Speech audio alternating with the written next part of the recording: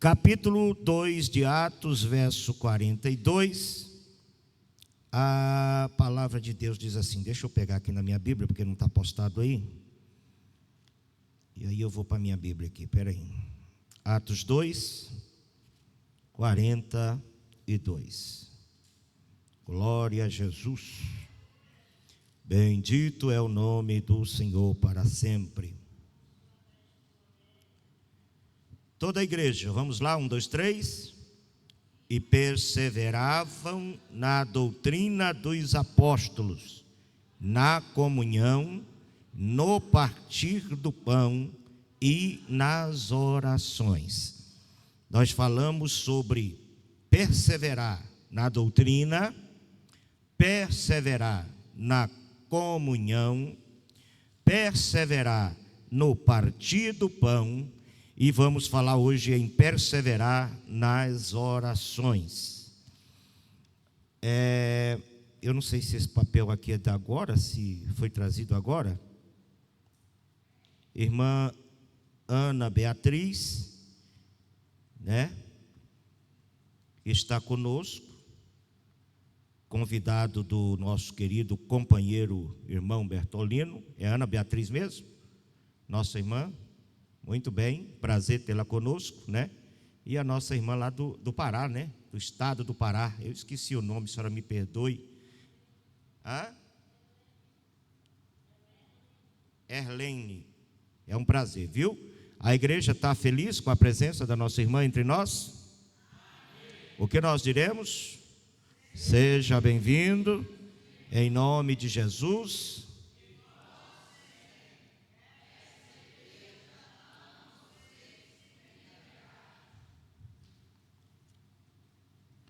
Muito bem, tem aqui o protocolo aqui da irmã Erlene, acho que deve ser da irmã lá, né? Irmã Erlene de Socorro? Muito bem, esse papel aqui é o que é? Não, esse papel aqui é um papel da Previdência Social. Veio errado.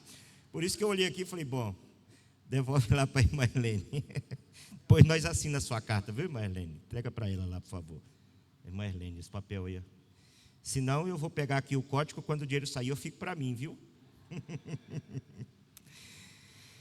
E perseveravam na doutrina dos apóstolos, perseveravam na comunhão, perseveravam no partir do pão e perseveravam nas orações.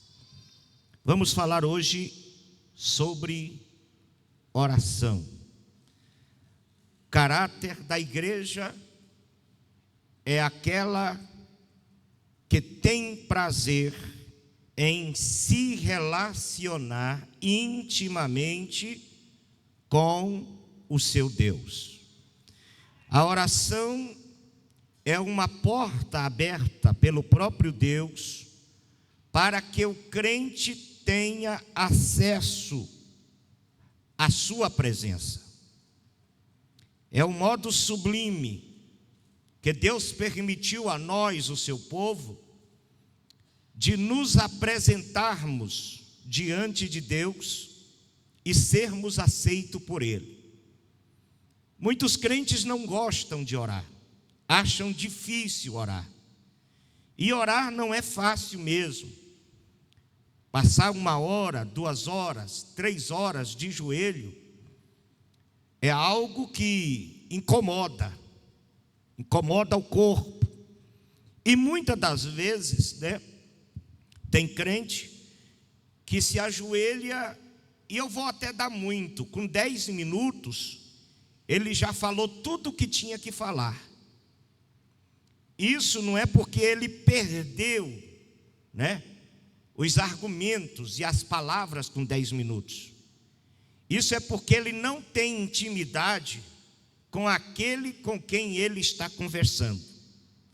E também não tem prazer de estar conversando com aquele a quem ele se dirigiu através da oração. Quando você contra uma pessoa agradável, uma pessoa que te interessa, seja na questão do âmbito da amizade ou nos sentimentos amorosos, você passa a noite inteira conversando. Um namorado mesmo, num recém-relacionamento, fica conversando o dia todo, conversa uma parte da noite pessoalmente, chega em casa, ainda vai até 4, 5 horas da manhã conversando e não acaba o assunto. Por que não acaba o assunto? Porque tem prazer de estar conversando com determinada pessoa. Porque aquela pessoa lhe dá prazer. O problema é que muitas das vezes nós estamos tão distantes de Deus e tão desconhecidos de Deus, que quando nos ajoelhamos parece que estamos diante de uma pessoa estranha. Deus é uma pessoa e tem prazer de conversar com o crente. Deus tem prazer de ouvir o crente quando se dobra diante dele. Mas muitas das vezes isso não é assim, parece que tão importante na nossa vida. E a oração se torna um fardo, muitas das vezes na vida do crente. Muitos irmãos já sabem que nós decidimos voltar àquela prática do princípio de orarmos pelo menos 10 ou 15 minutos antes de passar a palavra para o pastor no culto de ensino. Então o irmão sabe que às 7h30 começa o culto, canta-se 2 hinos da harpa, e aí dobramos os joelhos para orar. E mais ou menos 7:55, nós cessamos a oração e iniciamos a ministração da palavra. Já tem crente que chegava às 7h30 e agora já está chegando 7h50. Por que ele está fazendo isso? Para correr do período da oração, porque não tem prazer de falar com Deus, porque é estranho na presença de Deus. Deus é estranho para ele, e ele se sente incomodado em ter que se ajoelhar para falar com Deus. Mas nós precisamos resgatar esse princípio na nossa vida. Você acredita sim ou não? Nós precisamos. Porque eu ministrei na escola dominical e eu falei de algo aqui que eu considero importante. Porque hoje se vê cantar e se vê muita gente pregar e dizer assim: você agora tem acesso livre para entrar na presença de Deus. Quem acredita que Deus te deu acesso livre para entrar na presença de Deus, diz amém. Só que há um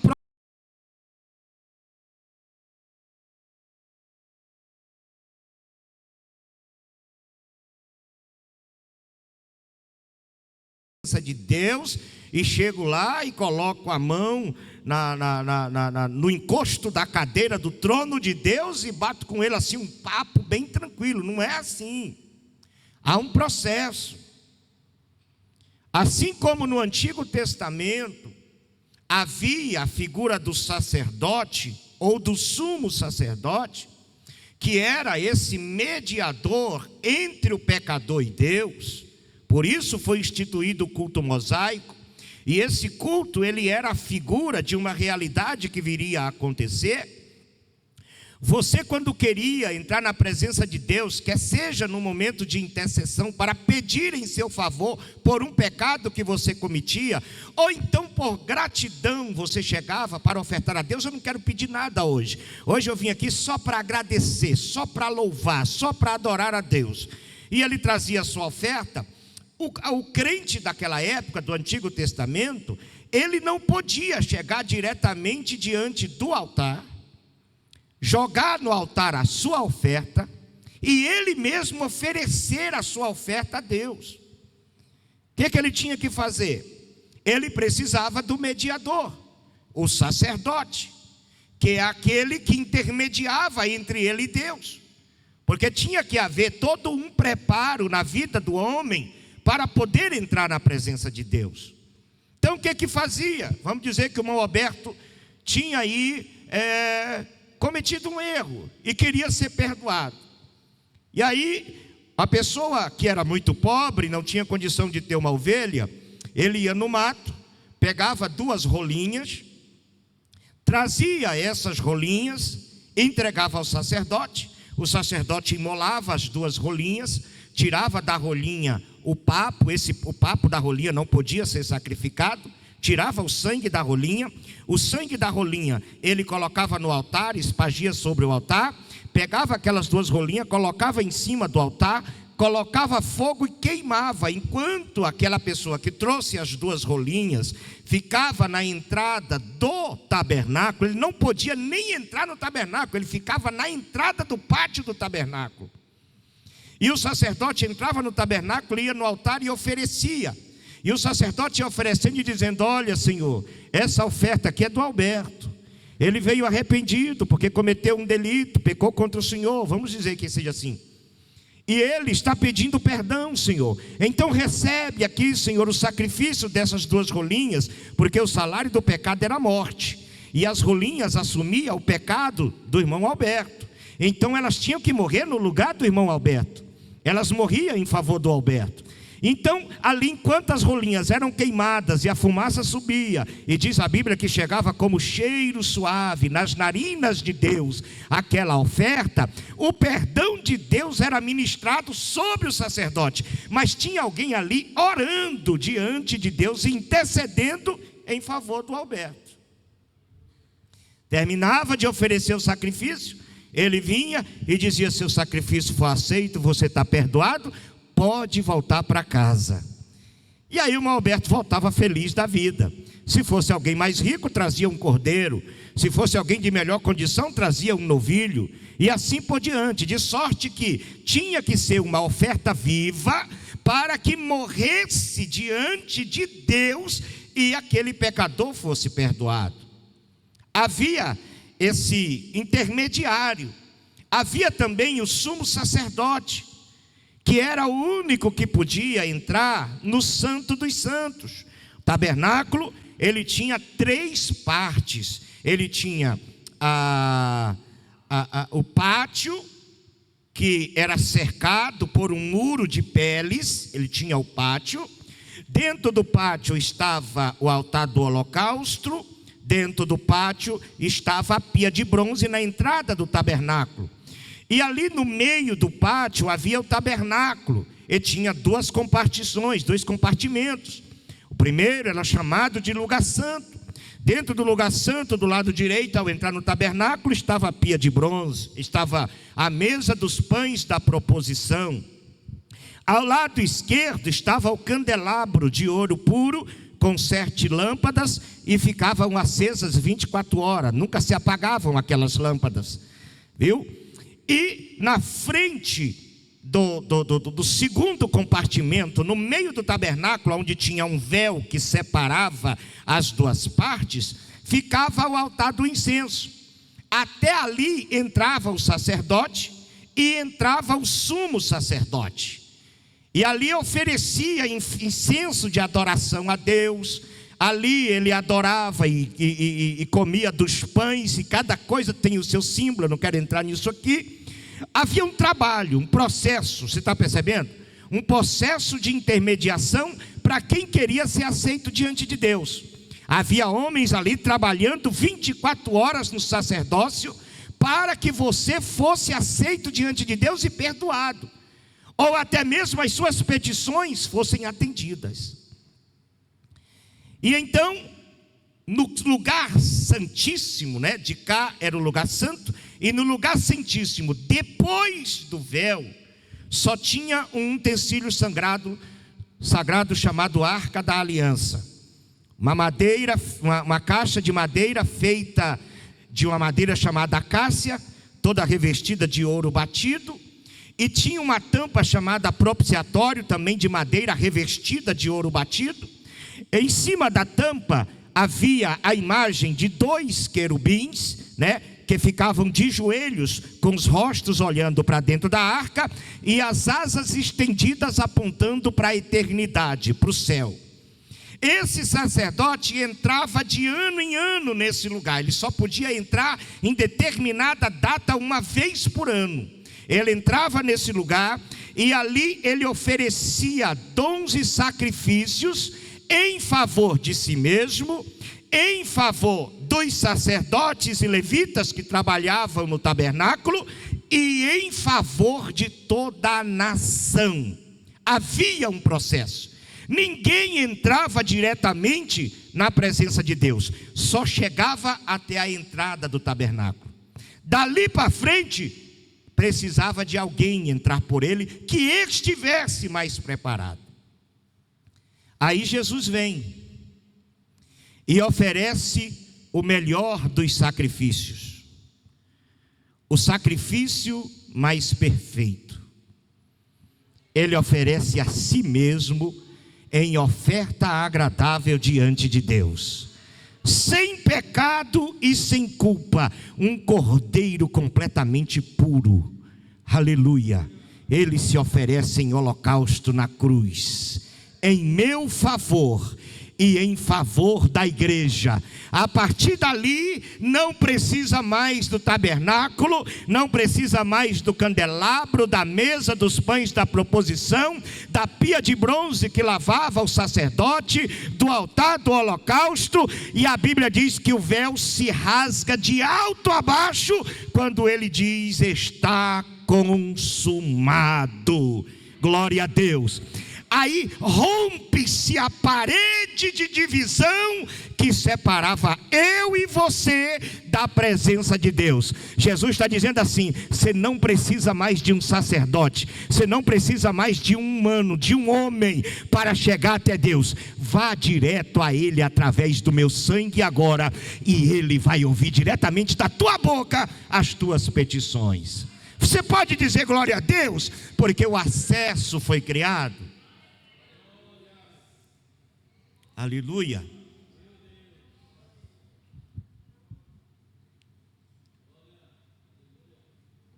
No sentido físico,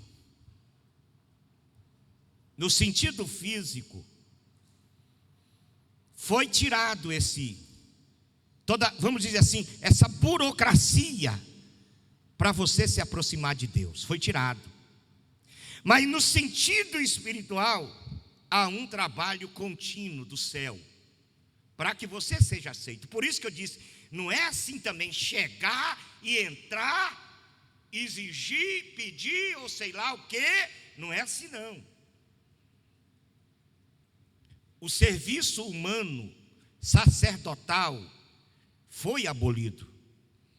Eu não preciso mais de um sacerdote ou um sumo sacerdote para contar para Deus o que eu preciso. Pastor, então por que pedimos oração? Para fortalecer o que nós estamos pedindo. Eu vou direto na presença de Deus, e vocês também vão dizer: não, dá para ele, Senhor, pede por ele. Você está pedindo, me ajudando, não intercedendo. Você está me ajudando, não intercedendo. Aleluia. Você está auxiliando alguém que necessita, não é? 10 filhos pedindo a um pai é melhor do que um só, não é? Sim ou não? Então ali chega 10, 15 filhos em favor de um que está precisando muito. Mas não é uma intercessão, é uma ajuda. Mas há um processo espiritual acontecendo quando nós nos dobramos para ajoelhar. Há um processo espiritual.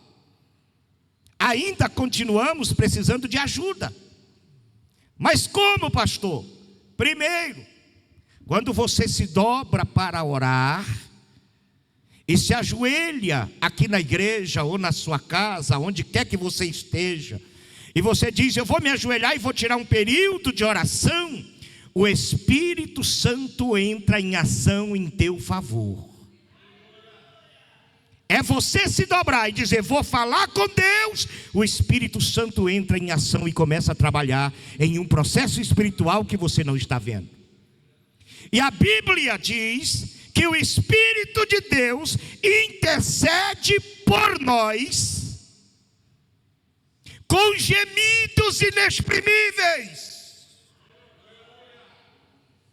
E por que ele faz, pastor? Porque a Bíblia diz lá no mesmo texto: porque nós não sabemos como pedir. Quem aqui tem as palavras certas para chegar diante de Deus e pedir? Quem aqui sabe se apresentar de forma correta, com as palavras precisas, para conversar diretamente com Deus? É aí que entra o Espírito Santo. É como se ele fosse consertando as nossas palavras. Imagine uma mãe que perde um filho assassinado, e de repente ela vai fazer uma oração, e nessa oração ela começa, através do seu coração ferido, querer imputar aquela culpa a Deus que não guardou o seu filho. O Espírito Santo entra na intercessão e diz: não, pai, é porque ela está ferida. Ela está falando isso com a boca, mas o seu coração está dizendo assim: ó Deus, me dá força para vencer esse momento. Deus, me ajuda a suportar essa dificuldade. O Espírito Santo vai consertando todas as nossas deficiências, para que as nossas palavras cheguem diante de Deus e seja aceita. Então, primeiro, orar é falar com Deus, mas também é glorificar o Espírito Santo, que nos ajuda a ser aceitos diante de Deus. E além do mais, além do Espírito, fazer essa intermediação diante de Deus, quando você está orando, ainda tem uma outra questão. O Espírito chega, pega as tuas palavras, converte em palavras aceitáveis e coloca diante de Deus, mas você tem que ser aceito.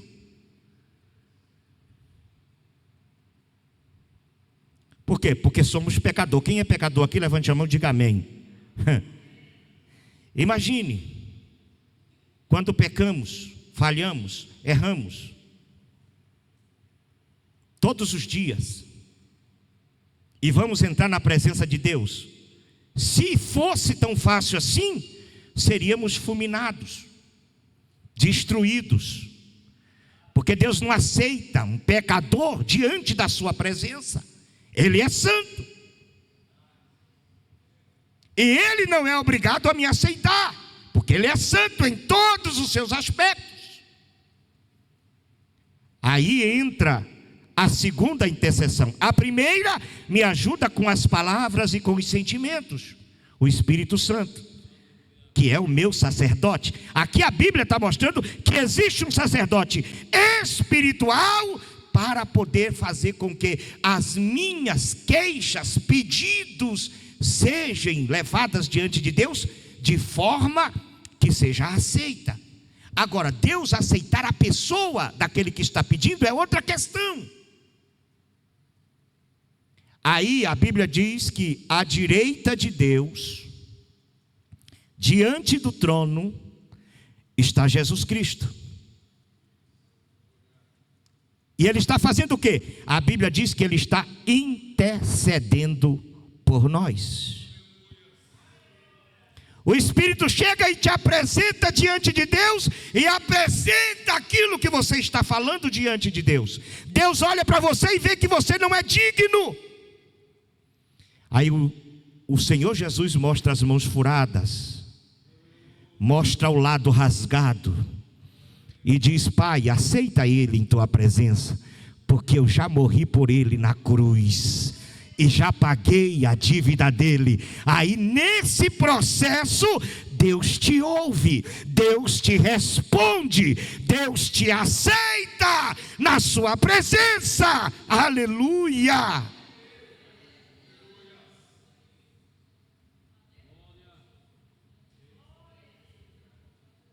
Por isso nós temos que entender algumas verdades com relação à oração. Primeiro, oração não é um mecanismo de autopromoção do crente. Porque tem crente que quer chegar diante de Deus, se apresentar diante de Deus, mostrando para Deus todas as suas qualidades, como se ele merecesse estar na presença de Deus.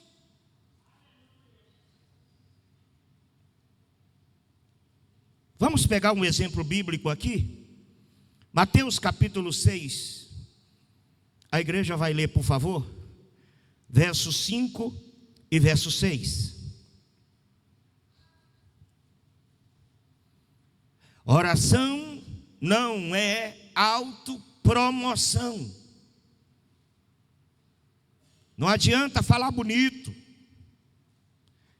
Não adianta querer usar palavras polidas. Aleluia. Quando você entra diante de Deus, você tem que se despir de tudo que você é, se esvaziar de tudo que você acha que tem, entender que você é pó e cinza, e que quem verdadeiramente vai te ouvir é poderoso e te conhece perfeitamente. Você pode enganar um público pregando e usando palavras e falando aquilo que você não vive, e até as pessoas vão gritar, bater palma, pular, porque estão ouvindo uma boa palavra, mas não te conhecem por dentro. Mas diante de Deus, quando você entra, Ele te conhece às avessas, irmão. Deus te conhece por dentro, sabe de tudo na sua vida. Ele conhece tudo que você faz, Ele sabe a condição com que você está. Então não adianta querer usar palavras difíceis ou bonitas diante de Deus. Vamos ler Mateus capítulo 6, versos 5 e 6, a igreja leia, por favor. Vamos lá, 1, 2, 3.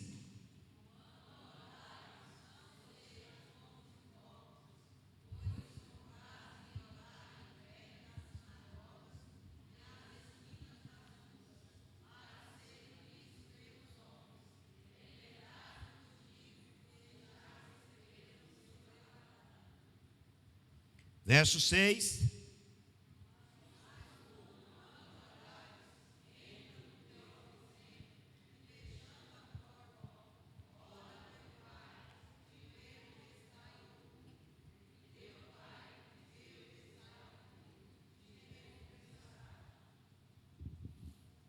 Quando você for orar, não faz como os fariseus, que em vez de orar em secreto, contar para Deus as suas necessidades e apresentar a Deus aquilo que precisavam, saíam para as esquinas das praças, fazendo orações bonitas, com palavras difíceis, para que os homens vissem e elogiassem. Nossa, esse camarada são homens de oração, olha aí como esses homens oram bonito e tal. A recompensa deles estava exatamente nos elogios das pessoas que os viam orar publicamente. Jesus não está aqui nos proibindo de orar de forma coletiva, não é isso que Jesus está falando.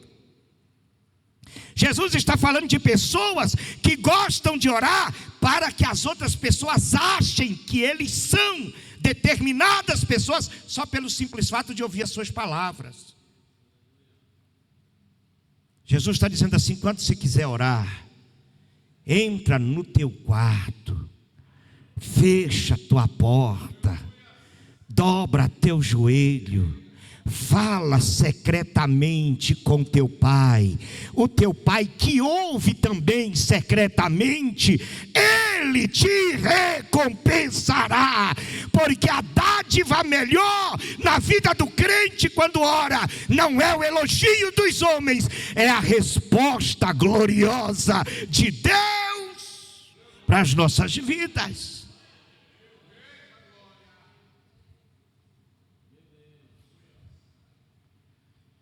Oração não é penitência, como existe em muitos países e em determinadas religiões, de pessoas que se automutilam, como aqueles profetas de Baal no Monte Carmelo, que começavam a se cortar, para que Deus ouvisse, achando que cortando a sua carne, derramando sangue, Deus ia se apiedar deles.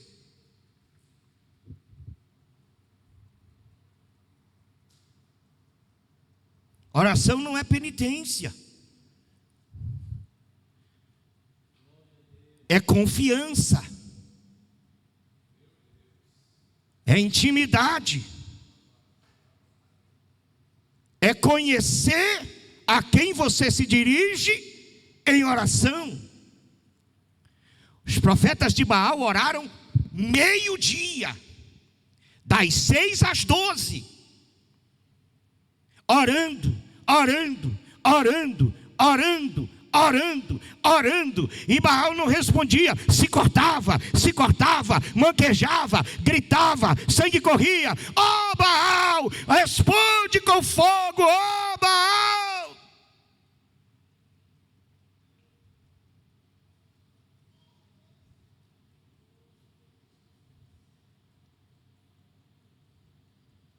E o resultado de uma oração não está limitado ao tempo.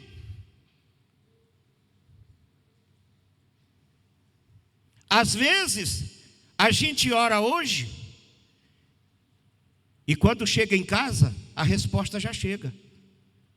Já teve vez de eu orar aqui, chegar em casa, a resposta chegar.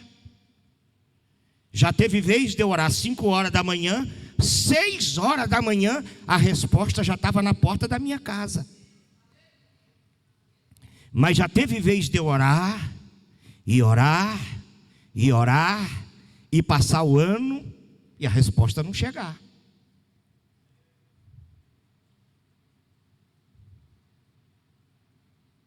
Baal não respondeu àqueles profetas. Pastor, mas Baal não é Deus. Mas o diabo tinha poder de fazer aquele altar pegar fogo.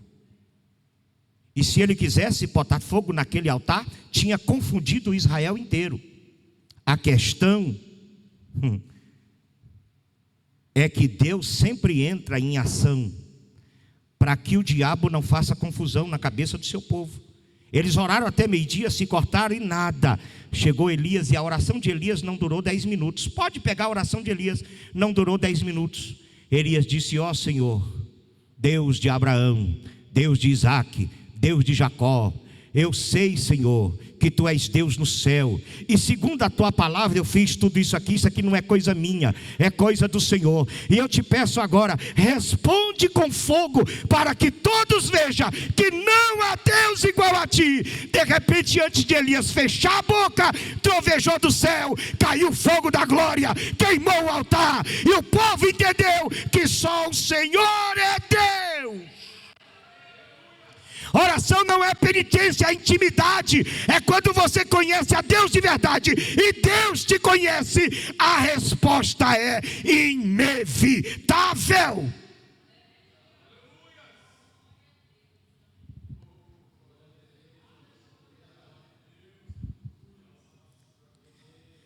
É glória. Aleluia. Oração não pode ser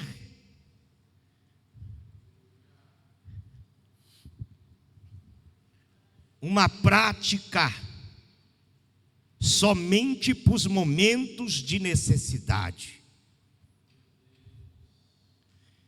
Por que a gente tem esse costume de só orar quando a coisa começa a apertar lá em casa?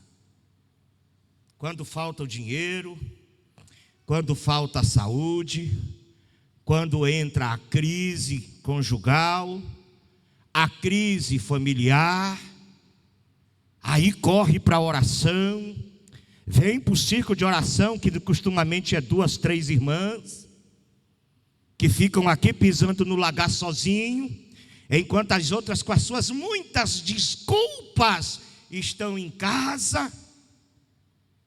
Eu disse aqui, alguém até repetiu, e eu gostei quando alguém repetiu. A sua desculpa eu aceito. É, pastor, por isso está bom, irmão. Tá bom, irmã, eu aceito. Agora Deus. E sabe qual é o mal do século? É as pessoas que se justificam achar que Deus está aceitando a sua justificação. Ah, Deus me conhece. Não tem pessoas que dizem assim: ah não, Deus me conhece. Eu conheci um pastor desviado, que toda vez que eu conversava com ele, dizia assim: estou nas mãos de Deus. Como que se Deus estivesse tendo paciência e aprovando ele estar desviado.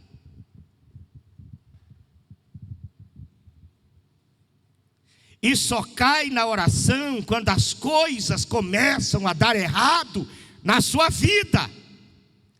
Aí Deus se torna para esse crente um meio e não um fim. Deus só serve para...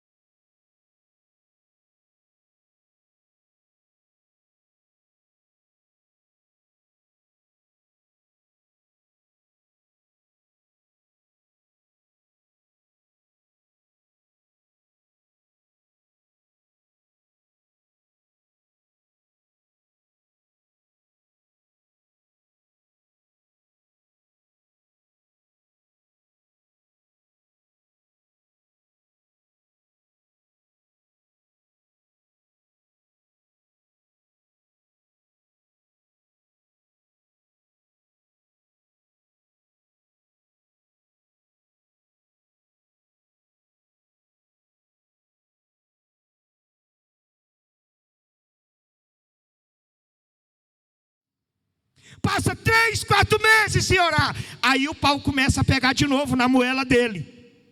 Aí ele corre para a igreja. Quando ele se dobra para ajoelhar, Deus olha e diz: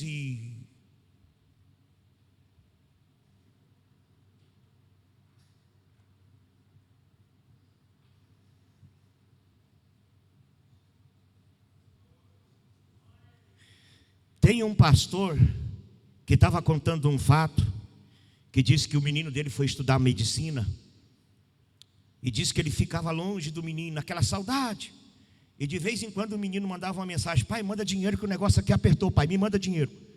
Aí ele, mandava o dinheiro. Aí o filho de repente ficava lá um monte de tempo sem falar com ele, de repente mandava: pai, socorre aqui, manda dinheiro de novo. E aí ele tornou a mandar o dinheiro. 4 ou 5 vezes o filho só mandava mensagem porque precisava de dinheiro. Quando foi um dia, 1h da manhã, o filho liga. Quando ele viu, ai meu Deus do céu, de novo esse menino querendo dinheiro. Atendeu o telefone: oi meu filho, quanto você quer? Não pai, eu não quero nada não. É que eu estava aqui e comecei a pensar no Senhor. O tanto que o Senhor é bom para mim. O tanto que o Senhor é um pai cuidadoso e provedor. E eu liguei agora de madrugada porque eu não aguentei, só para dizer: obrigado pai, eu te amo, o Senhor é o melhor pai do mundo. E ele se derramou em lágrimas. Tem dia que Deus quer que você se ajoelhe só para dizer: obrigado, pois o Senhor me sustentou esse dia. O Senhor tem posto pão na minha mesa. O Senhor tem dado saúde aos meus filhos. O Senhor tem cuidado da minha causa. tua presença tem sido constante, Senhor. Eu só orei aqui agora e me ajoelhei e estou orando aqui agora, Senhor, para dizer: eu te amo. O Senhor é o melhor Deus do mundo, é o único Deus do mundo. Deus tem dia que quer apenas ouvir a tua voz de gratidão. E você passe menos uma hora de joelho, dizendo: Deus, eu te amo. Obrigado por Jesus, obrigado pelo Espírito Santo, obrigado pelo Evangelho, obrigado pela santidade, obrigado pelos livramentos. E você vai falando, e o céu se abre, e a presença de Deus enche o teu coração. E daqui a pouco você está transbordando em línguas estranhas. Esse Deus tem prazer de te ver de joelho e atender a sua voz. Nós precisamos voltar a orar.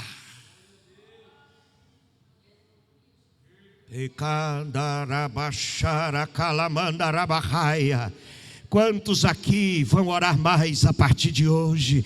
Você vai dormir, irmão, dobra o joelho no pé da cama, agradeça pelo dia, agradeça por aquele quarto, agradeça por aquela cama. Diga para Deus guardar o teu sono e que você possa, aleluia, ter uma noite de paz e de bênção. Levantou, dobre os joelhos antes de qualquer coisa, agradeça pelo dia que começa.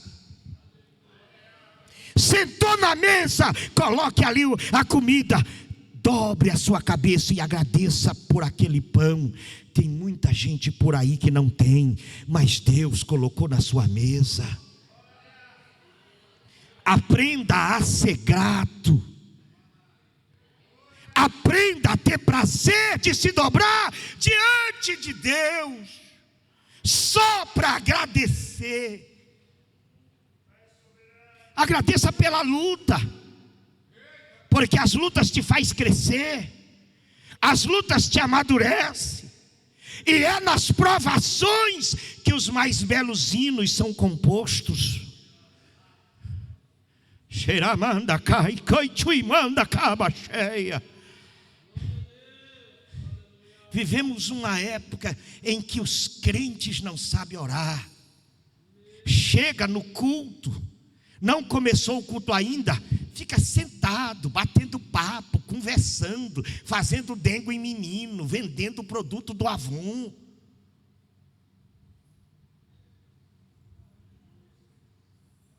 Que vergonha para nós entrarmos na casa de oração e não nos dobrarmos para orar. E a maioria do culto de muitos crentes aqui é culto deficiente. Só consegue entregar um pedaço de culto, não dá conta de entregar um período inteiro. Só chega atrasado. Dá para dar um amém ou está muito difícil aí? Diga sim, glória a Deus, que o pastor divino mudou a mensagem, porque a outra ia ser pesada, e vai ser, e eu vou pregar. E eu vou pegar os crentes aqui, vou pegar nem que seja no domingo, mas eu vou mesmo.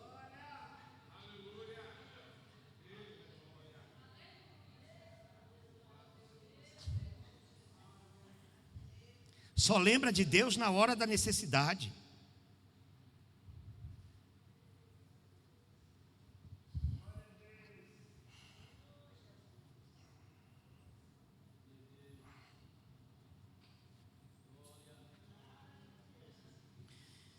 Aleluia.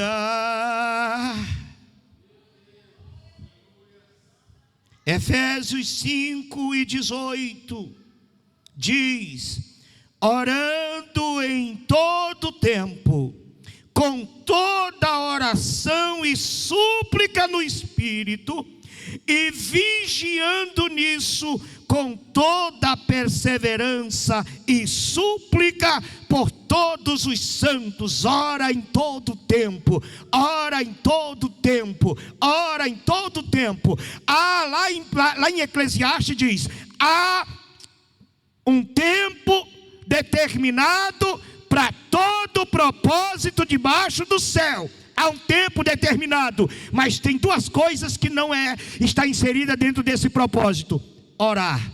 Orar é em todo tempo. Pregar o evangelho é em todo tempo. E há tempo e fora de tempo. Aonde você estiver, em espírito de oração.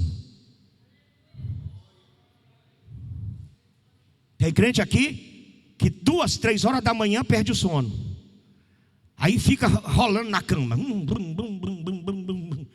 E aí de repente acorda de manhã cedo assim meio sonolento e fala para o fulano: rapaz, o diabo ontem estragou o meu sono. Não foi o diabo não. Foi o Espírito Santo que te despertou para você passar um período da madrugada sozinho na presença de Deus.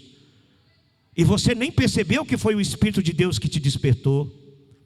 Esses dias 3 e pouco da manhã eu acordei. Eu vi que eu não ia conseguir dormir. Eu levantei, fui para o meu escritóriozinho, liguei lá o meu notebook, tirei um período de oração e depois fui escrever. Quando eu dei por mim, faltava 15 para as 8 da manhã. Está a Edna aí que viu. Pergunta se eu passei o dia afadigado, com sono, cansado. Negativo. O Senhor, cuja presença nós entramos, nos sustenta, irmãos. Aprenda que o período que você passa de madrugada na oração, Deus repõe as tuas energias e sustenta o teu corpo. Explica para mim, Moisés, 40 dias e 40 noites no Monte Horebe, na presença de Deus, sem comer e sem beber. Na mentalidade do secularismo de hoje, a gente pensa que ia morrer, mas ninguém na presença de Deus morre. Aleluia! Você quer ver uma coisa linda? O maná. Fabrício, o maná. A Bíblia diz que todo dia de manhã o maná caía na porta da tenda dos judeus. Era como se fosse uma semente de coentro e tinha gosto de mel. Ele escolhia aquela semente que caía no deserto, na areia, caía. E eles pegavam, levavam para casa, moía e faziam bolos. E comia. E se sustentava. E ele só podia colher a porção de cada dia. Para o almoço e para a janta. Ele só podia colher. Se guardasse o maná para o outro dia, o que aconteceria? Diga, apodrecia. Cheirava mal e dava bicho. Só podia cada porção. Deus mandava a porção para cada dia. Não podia guardar. Aí Deus diz para Moisés: pega uma amostra do maná e põe dentro da arca. O que era a arca? O símbolo da presença máxima de Deus. Era o símbolo, não era a presença de Deus, era o símbolo. Representava a presença máxima de Deus. Pegaram o maná e colocaram dentro da arca. Andaram os 40 anos no deserto. E o maná continuava intacto, sem apodrecer dentro da arca. Se tirasse da arca, apodrecia. Dentro da arca preservava. O que eu quero dizer é que o crente na presença de Deus não apodrece. O crente na presença de Deus, ele é preservado. Nada se deteriora na presença de Deus. Aleluia! Anda de contínuo na presença de Deus e Deus te preservará.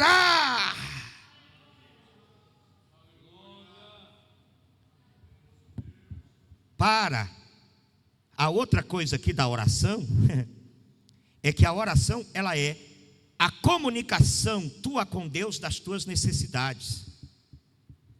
Eu fico com raiva. É com raiva mesmo, não tem outra palavra não, Lucas. É com raiva. Quando eu vejo o status de um crente, aonde quer que seja, eu só tenho como é que é o nome daquele que eu tenho? Instagram e o WhatsApp, como página de relacionamento, né? Que eu comunico com alguém. No Instagram eu nem comunico, eu só vejo as mensagens e deixo para lá. Eu comunico mesmo no WhatsApp. Mas eu fico vendo crente postando os seus desgostos. Estou tão angustiado hoje. Jogando indireta para outro crente que magoou ele. Ai, porque hoje eu estou muito magoado.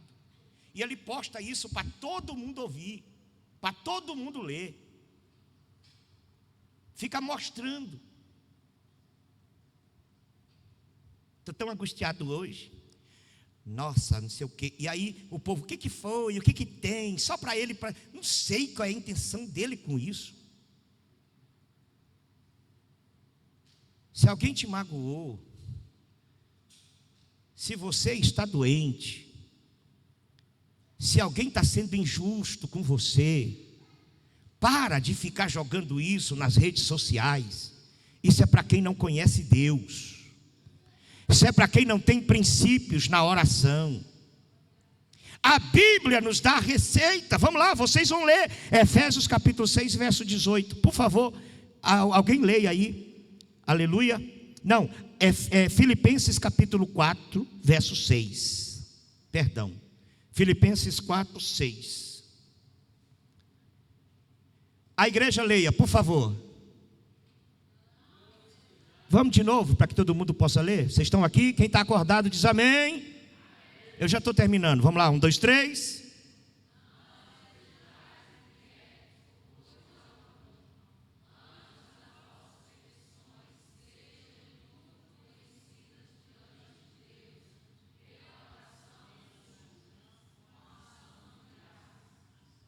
Conta para Deus. Leva para Deus tuas queixas. Vai na madrugada, apresenta a afronta diante de Deus. Vocês lembram do rei Ezequias? Quando Senaqueribe sitiou Jerusalém? E mandou Rabsaque levar uma mensagem para Ezequias? E a mensagem era assim: em quem te estribas, ó rei Ezequias? Olha a afronta. Você porventura tem soldados para que eu te dê 1000 carros e você coloque 1000 soldados em cima deles? Se eu te der 4000 cavalos, você tem alguém para montar? Para que tu aches que Deus vai te livrar? Ele diz para Ezequias. E pergunta assim: aonde estão os deuses das outras nações? E apresenta o nome de algumas nações. Eles livraram essas nações da minha mão. Quem é Deus para te livrar da minha mão? E aí Ezequias não aceitou. De repente ele mandou uma carta com a mesma afronta. Aí Ezequias pegou a carta, não falou nada, foi diante de Deus no altar, está na Bíblia, e pegou a carta e disse: está aqui, Senhor, a afronta do rei Senaqueribe. Ele te comparou aos outros deuses e comparou Israel às demais nações. Está aqui, Senhor. Aleluia. E Deus leu a carta.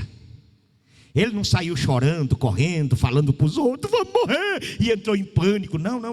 Ele foi em quem resolve. Ele foi em quem tem poder, irmãos. Aprenda aí em quem resolve. Aprenda aí em quem muda os tempos, as estações, em quem realiza milagres. Vai em quem dá conta do recado. Para de estar mandando mensagem para quem não pode fazer nada. Quando Deus leu a carta, Deus mandou uma mensagem para o rei Ezequias através de Isaías: diga para Ezequias que eu ouvi a afronta de Rabsaque e do rei Senaqueribe, e vou dizer para ti, Ezequias, tu não vai ter que lutar nessa guerra, eu vou lutar por ti. Fica olhando e vede o livramento do Senhor. Naquela noite a Bíblia diz que Deus mandou só um anjo. Deus só mandou um anjo com uma espada desembainhada, e o anjo matou 182.000 soldados naquela noite. Quando foi de manhã, tinha um exército inteiro morto por um anjo. Deus pode, Deus faz, Ele tem o recurso. Vai para a oração e Deus vai dar a resposta. Sai da preguiça, meu irmão, e vamos orar. Para de contar para os outros as tuas causas, as tuas mágoas. Vai diante de Deus. Se a tua mágoa foi justificável, Deus vai pelejar por ti nessa peleja, porque Ele é Senhor das nossas vidas. Persevera em oração. Persevera em oração. Que Deus em Cristo te abençoe. que você tenha prazer de falar com teu Deus. Quantos aqui já fez uma oração de agradecimento a Deus aqui essa noite? Quantos já fez? Se não fez, não fica com vergonha não. Pastor, não fiz, mas antes desse culto terminar, eu vou agradecer o meu Deus, porque Ele tem sido grande na minha vida. Aleluia. E pode ter certeza, Deus tem sido grande na sua vida. É porque a gente não sabe e não conhece a guerra espiritual que está em cima de nós aqui, ó, de anjos e demônios. Os demônios querendo nos prejudicar e os anjos de Deus nos guardando. Imagine, a Bíblia diz que há um anjo de Deus acampado ao teu redor todo dia, toda hora, para guardar a tua vida. O céu trabalha em favor do seu povo. Levante a mão assim, segure. Eu abençoo você com essa palavra. Diga glória a Deus. Eu pedi os jovens para que estivesse aqui. Vai ter como cantar? Veio aí uma minoria, né?